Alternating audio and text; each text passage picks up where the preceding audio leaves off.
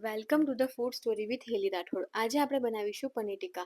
પનીર ટીકા બનાવવા માટે આપણે ડુંગળી લેવાની છે, કેપ્સિકમ મરચાં લીધા છે, ગ્રીન યલો કેપ્સિકમ મરચાં લીધા છે, ટામેટાં લીધા છે, તેમજ આપણે એક બાઉલ દહીં લીધું છે, પનીર લીધું છે. પનીરને આપણે થોડું થીક લેયરની અંદર કટ કરવાનું છે. આપણે જિંજર ગાર્લિક પેસ્ટ લેવાની છે, ચણાનો લોટ લેવાનો છે, જીરા પાવડર લેવાનું છે, કસ્તુરી મેથી લેવાની છે, બાર્બીક્યુ સ્ટિક લેવાની છે, તેમજ ઓઇલ લેવાનું છે. તો હવે આપણે બનાવીશું પનીર ટીકા. પનીર ટીકા બનાવવા માટે આપણે એક કઢાઈ લેવાની છે. કઢાઈની અંદર આપણે 1 ચમચી જેટલું ઓઇલ લેવાનું છે.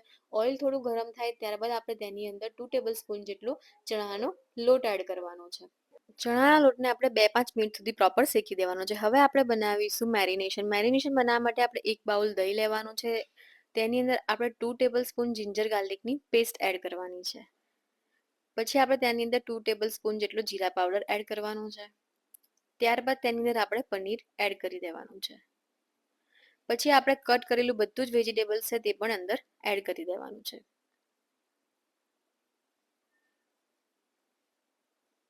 હવે તેને પ્રોપર મિક્સ કરી દેવાનું છે.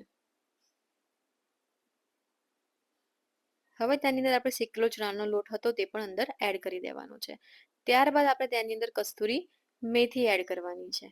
તો હવે આપણે કસ્તુરી મેથી પણ એડ કરી દીધી છે. ત્યારબાદ તેની અંદર આપણે 2 ટેબલ સ્પૂન જેટલું ઓઇલ એડ કરવાનું છે. હવે તેને પ્રોપર મિક્સ કરી દેવાનું છે.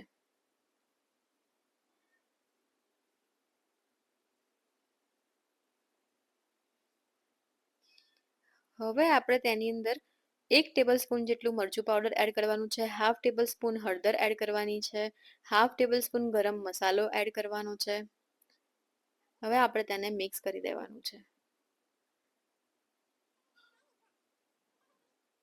આપણે તેની અંદર 1 ટેબલ સ્પૂન જેટલું મીઠું એડ કરી દેવાનું છે.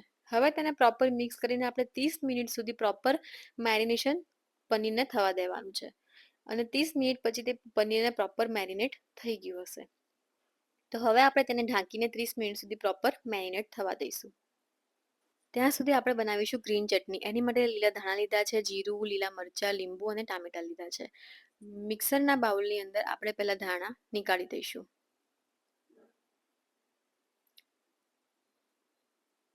ત્યારબાદ તેની અંદર આપણે 1 ટેબલ સ્પૂન જીરું એડ કરીશું. ત્યારબાદ તેની અંદર 3 લીલા મરચાં એડ કરવાના છે. અડધું ટામેટું એડ કર્યું છે અને અડધું લીંબુ એડ કરવાનું છે. ત્યારબાદ આપણે તેને મિક્સરમાં પેસ્ટ બનાવી દેવાની છે. તો હવે આપણે ચટણી તૈયાર થઈ ગઈ છે. ચટણીને આપણે એક બાઉલમાં નીકાળી દેવાની છે. હવે આપણે 30 મિનિટ થઈ ગઈ છે અને પ્રોપર મેરિનેટ થઈ ગયું છે. હવે બધું વેજીટેબલ્સ અને પનીરને ઇક્વલ પ્રપોર્શનની અંદર બાર્બીક્યુ સ્ટિકની અંદર આ જ રીતે લગાવી દેવાનું છે. આ જ રીતે બધું જ વેજીટેબલ્સ અને પનીર બધી જ સ્ટિકની અંદર ઇક્વલ પ્રપોર્શનની અંદર આપણે ફિલ કરી દેવાની છે. બધી જ બાર્બીક્યુ સ્ટિક આપણે ફિલ કરી દેવાની છે. આ જ રીતે બધી જ બાર્બીક્યુ સ્ટિક આપણે ફિલ કરી દઈશું.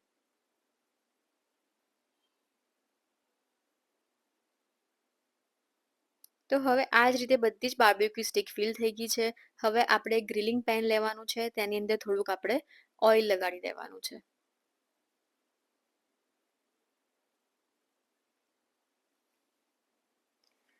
પછી પનીર ટીકાની જે સ્ટિક છે તે ગ્રિલિંગ પેનની અંદર આપણે એડ કરી દેવાની છે.